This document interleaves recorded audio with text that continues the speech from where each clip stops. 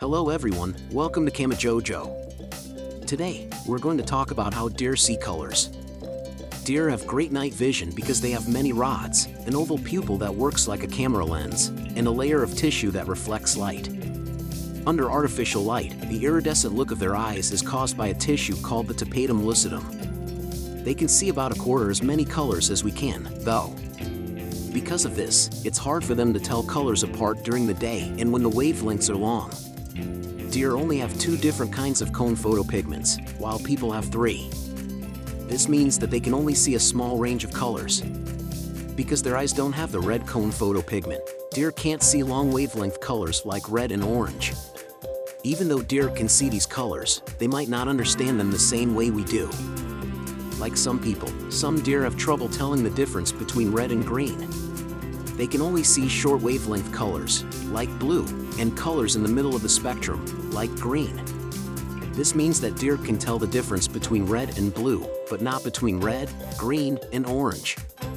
It looks like hunters would be just as successful if they wore green, red, or orange instead of blue.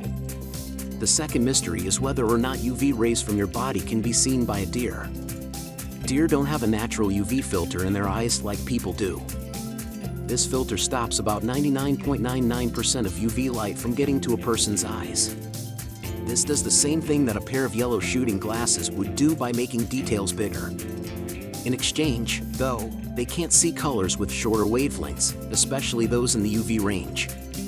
Because they don't have a UV filter, deer have better UV vision but can't see colors or details as well.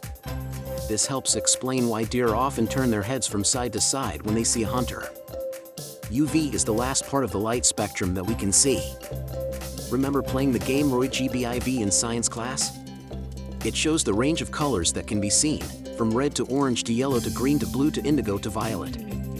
Our eyes are most sensitive to wavelengths between 500 and 650 nanometers, so ultraviolet is outside of that range, the unit used to measure wavelength of electromagnetic radiation.